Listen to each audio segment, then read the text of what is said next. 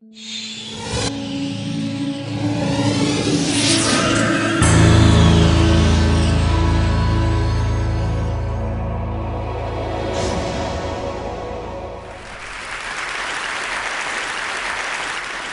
they normally happen, these career crises, often actually on a Sunday evening, just as the sun is starting to set and the gap between my hopes for myself and the reality of my life start to diverge so painfully that I normally end up weeping into a pillow.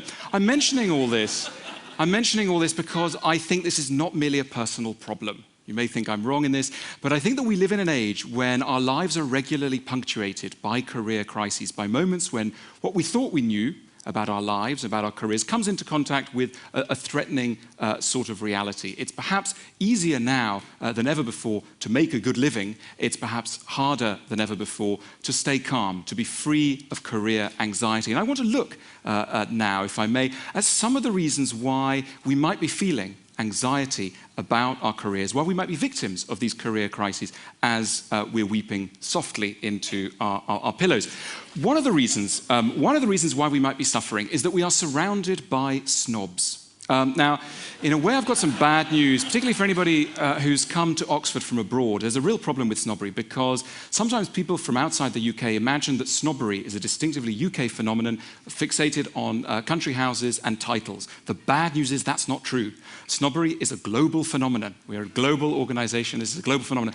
It exists. What is a snob? A snob is anybody who takes a small part of you and uses that to come to a complete vision of who you are. That is snobbery. And the dominant kind of snobbery that exists nowadays is job snobbery. You encounter it within minutes at a party when you get asked that famous, iconic question of the early 21st century, what do you do? And according to how you answer that question, people are either incredibly delighted to see you or look at their watch and make their excuses.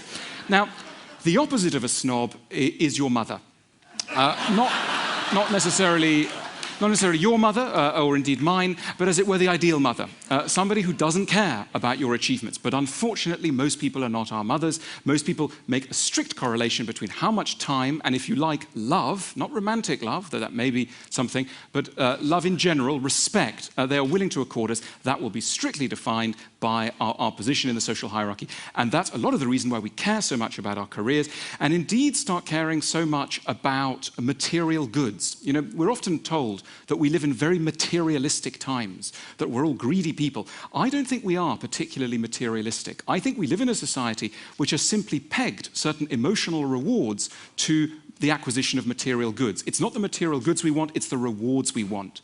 And that's a new way of looking at luxury goods. The next time you see somebody driving a Ferrari, don't think this is somebody who's greedy. Think this is somebody who's incredibly vulnerable and in need of love. In other words,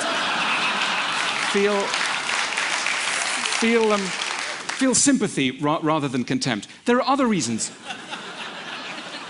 There are other reasons why it's perhaps harder now to feel calm than ever before. One of these, and it's paradoxical because it's linked to something that's rather nice, is the hope we all have for our careers. Never before have expectations been so high about what human beings can achieve with their lifespan. We're told from many sources that anyone can achieve anything. We've done away with the caste system. We are now in a system where anyone can rise to any position they please, and it's a beautiful idea.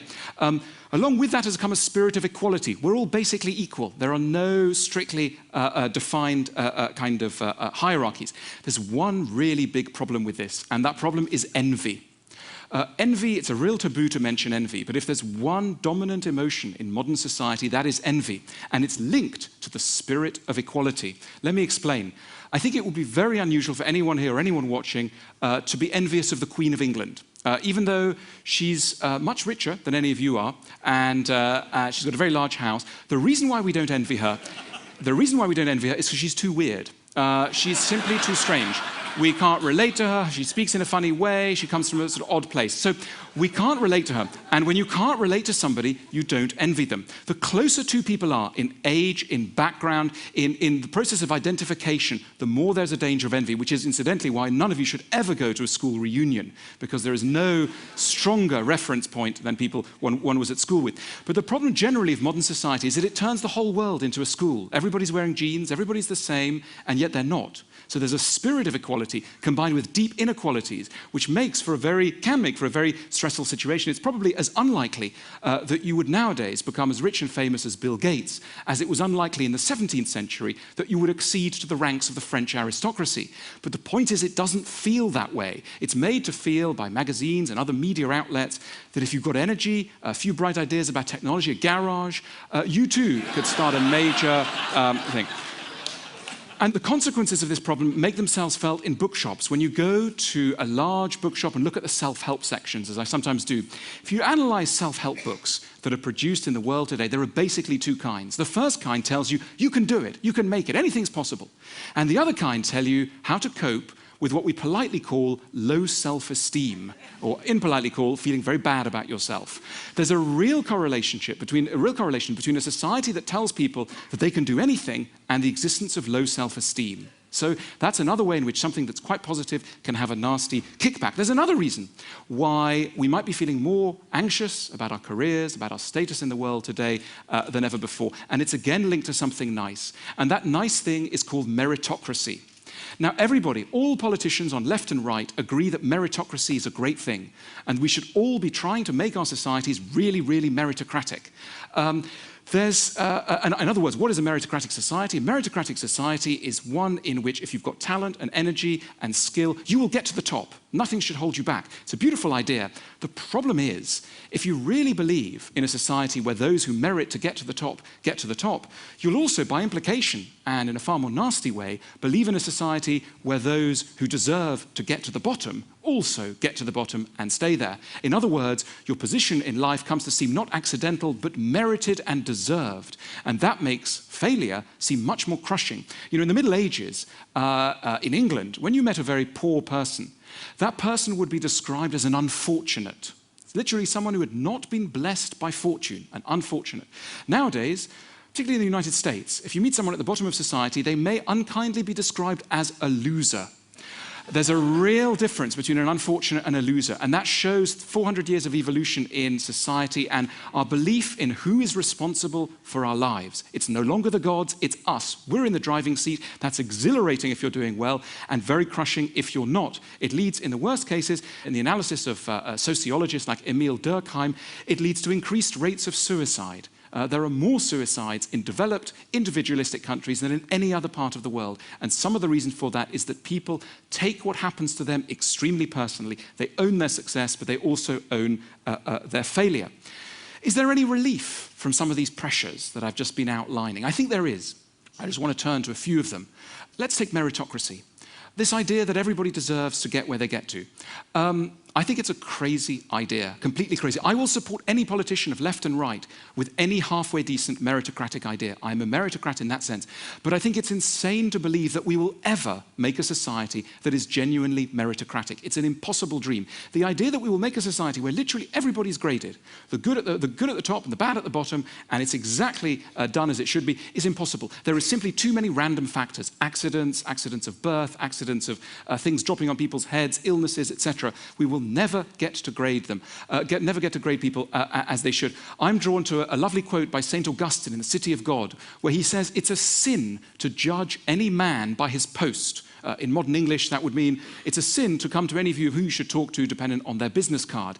It's not the post that should count. And according to St. Augustine, it's only God who can really put everybody in their place, and he's going to do that on the day of judgment with angels and trumpets and the skies will open. Insane idea if you're a secular person like me, but something very valuable in that idea nevertheless. In other words, hold your horses when you're coming to judge people. You don't necessarily know what someone's true value is. That is an unknown part of them, and we shouldn't behave as though it is known. There's another source of solace and comfort for all this. When we think about failing in life, when we think about failure, one of the reasons why we fear failing is not just a loss of income, a loss of status. What we fear is the judgment and ridicule of others. And it exists. You know, the number one organ of ridicule nowadays is the newspaper. And if you open the newspaper on any day of the week, it's full of people who've messed up their lives. They've slept with the wrong person, they've taken the wrong substance, they've passed the wrong piece of legislation, whatever it is, and they're now fit for ridicule. In other words, they have failed and they are described as losers. Now, is there any alternative to this? I think the Western tradition shows us one glorious alternative, and that is tragedy. Tragic art, as it developed in the theatres of ancient Greece in the 5th century BC, was essentially an art form devoted to tracing how people fail. and also according them a level of sympathy which ordinary life would not necessarily accord them. I remember a few years ago I was thinking about all this, and I went to see the Sunday Sport, a tabloid newspaper that I don't recommend you to start reading if you're not familiar with it already. And I went to talk to them about certain of the great tragedies of Western art, and I wanted to see how they would seize the bare bones of certain stories if they came in as a news item at the news desk on a Saturday afternoon. So I told them about Othello. They'd not heard of it, but they were fascinated by it. And I asked them to write the headline for the story of Othello. They came up with "Love-crazed immigrant kills senator's daughter," splashed across the headline. I gave them the plot line of Madame Bovary, again, in a book they were enchanted to discover, and they wrote "Shopaholic adulteress swallows arsenic after credit fraud." And then my favorite, and they really do have a kind of genius all of their own, these guys. My favorite, Sophocles' Oedipus the King, "Sex with mum was blinding." Anyway, but in a way, if you like, at one end of the spectrum of sympathy, you've got the tabloid newspaper. At the other end of the spectrum, you've got tragedy and tragic art. And I suppose I'm arguing that we should learn a little bit about what's happening in tragic art. It would be insane to call Hamlet a loser. He is not a loser, though he has lost. And I think that is the message of tragedy to us and why it's so very, very important, I think. The other thing about modern society and why it causes us anxiety is that we have nothing at its center that is non-human. We are the first society to be living in a world where we don't worship anything other than ourselves. We think very highly of ourselves, and so we should. We've put people on the moon, we've done all sorts of extraordinary things, and so we tend to worship ourselves. Our heroes are human heroes.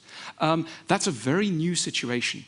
Most other societies have had right at their center the worship of something transcendent, a god, a spirit, a natural force, the universe, whatever it is, something else that is being worshipped.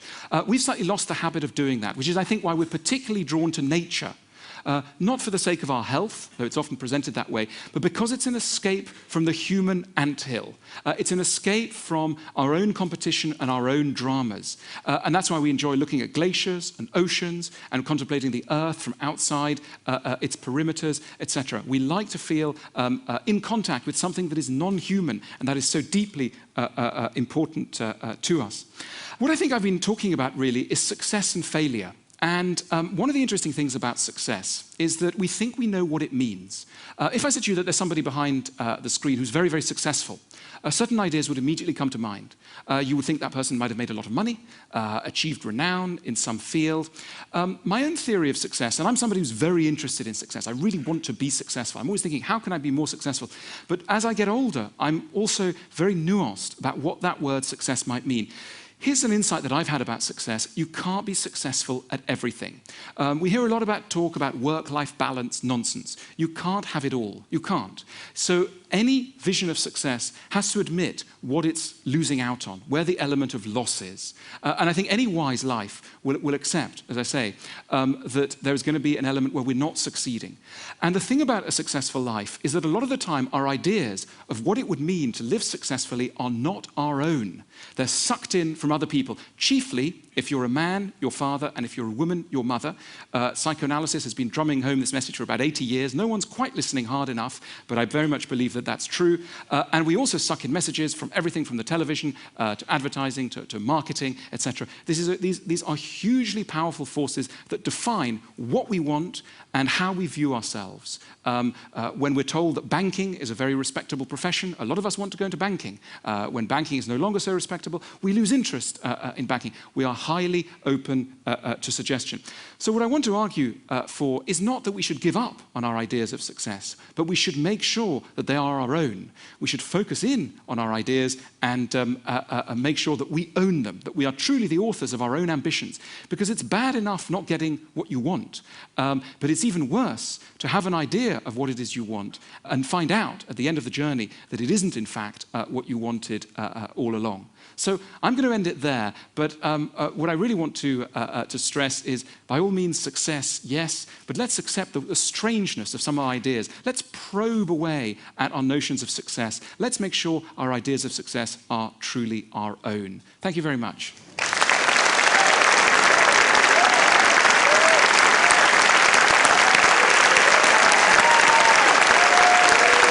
Oh, great. I've got a question for you. Time.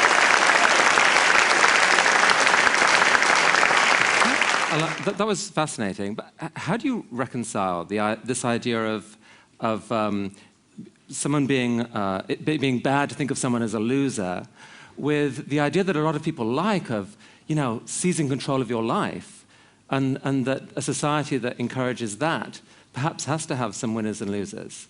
Yes, I think it's merely the randomness of the winning and losing process that I want to stress, because the emphasis nowadays so much is on the justice of everything. And politicians always talk about justice. Now, I'm a firm believer in justice. I just think that it's impossible. So we should do everything we can. We should do everything we can to pursue it, but at the end of the day, we should always remember that whoever is facing us, whatever has happened in their lives, there will be a strong element of the haphazard. And it's that I'm trying to leave room for, because otherwise it can get quite claustrophobic. I mean, do you believe that you can combine your kind of kindler, gentler philosophy of work with a successful economy? Or do you think that you can't, but it doesn't matter that much, that we're putting too much emphasis on that? The nightmare thought is that frightening people is the best way to get work out of them. And that somehow the crueler the environment, the more people will rise to the challenge. You want to think, who would you like as your ideal dad? And your ideal dad is somebody who's tough but gentle. And that's a very hard line to make. We need fathers, as it were, the exemplary father figures in society, avoiding the two extremes, which is the authoritarian, disciplinarian on the one hand, and on the other, the lax, no rules option. Alain de Botton. Thank you very much.